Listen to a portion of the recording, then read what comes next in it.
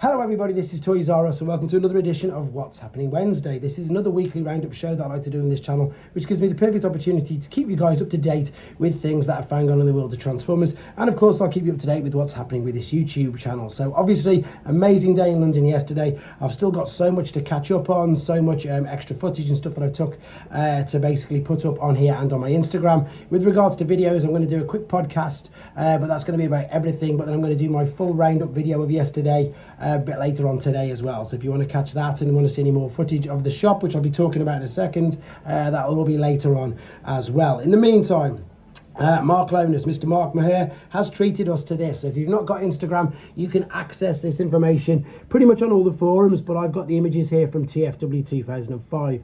This is his showcase, and indeed, you'll see in a second, bit of a backstory if you want to read all this, and in some incredible poses of course, the new Age of Prime's leader class Megatronus figure, which just looks sensational, to be fair, guys. It is great to see, of course, that we've got a new mold. It is great to see how much bigger he is than Megatron. I mean, this does look to be a really, really big figure. And as I say, his posing, his storytelling in his posing here is pretty epic. He completely fills out that throne there. Alternate mode looks great. I love the fact that you've got the choice if you want the flames on or off. I think that's really, really important. I'm pretty sure, do correct me if I'm wrong, but the Iron Factory's one, because I have reviewed it, I'm sure the flames have to stay there, so it's nice that you've got the option to take them off if you want to. The tank mode looks spectacular. I love the storytelling behind all this, and we've even treated to the kickoff artwork of this. As I say, if you've not got Instagram, guys, you can check that out at TFW 2005. And there's the last image there. Very quickly, I'm so excited for this. I love Scorponok. He's my absolute favourite figure, and there is, of course, as you can see there, going to be a Doctor Wu version. Right, also very quickly, guys, anybody of you who are after Studio Series Wave 26 Voyager Ratchets, can't get my words out, he's been spotted now, there you go, in stores in Canada. So if you're after him, it looks like he's hitting shelves everywhere. Right, this is another DNA design upgrade kit, again via TFW 2005, that, to be fair, I'm pretty not excited about. I'm really intrigued about. At the moment, these seem to be doing some. So if you don't know much about these are upgrade kits that obviously they cost quite a bit of money, but they make the original figure, they make it look spectacular in some cases. Some of the ones I don't necessarily see the need for it, but in some cases this is gonna, let me just show you the images and let the pictures do all the talking for you. So you need your Vector Prime figure, which of course is there. That's your standard Vector Prime figure from Legacy. And then what you do is you purchase the kit, and with the kit, it just, again, I mean, look at the difference. There's the original figure, there is the figure with the upgrade. I am so contemplating getting this just for this as well, because also what I like about this is, by the looks of it, you don't have to unscrew anything, take any parts off. It just looks like they all clip on the, as I suppose, already available parts. We obviously know there was the leg clips on the side, which is still there. The feet just look to be resting on top of the others. I've done a DNA upgrade kit, a couple of them actually. I've done the Prowl because I thought that looked amazing. This one is right up there with the new animated Optimus Prime and Motormaster kits. I think this looks sensational, and I'm very tempted into getting this, to be honest. I think I'm talking myself into it right now as we speak. But yeah, if you want to order this, you can get it from Show Z, and if you want to see these images without the glare, they are on TFW 2005. It also comes with a giant sword, and yeah, there you go. Let me know what you think of it, guys. I think that is a definite upgrade kit. Sometimes they're not necessarily that good. That one I do think is very good.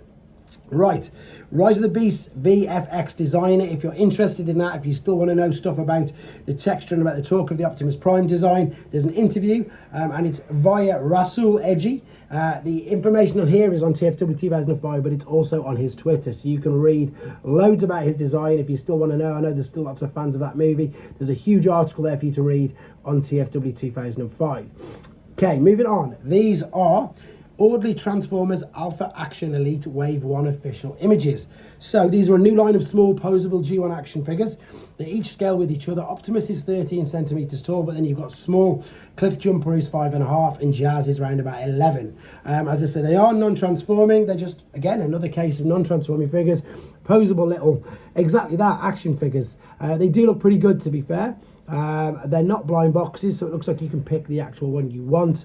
And it also, from what I've seen, and I'm catching up with the news, that there's a couple of chase versions already as well. What I'm showing you right now is the first 6 that we know are definitely going to be coming out as part of Wave 1. As I say, these two are the small ones, 5.5 centimetres.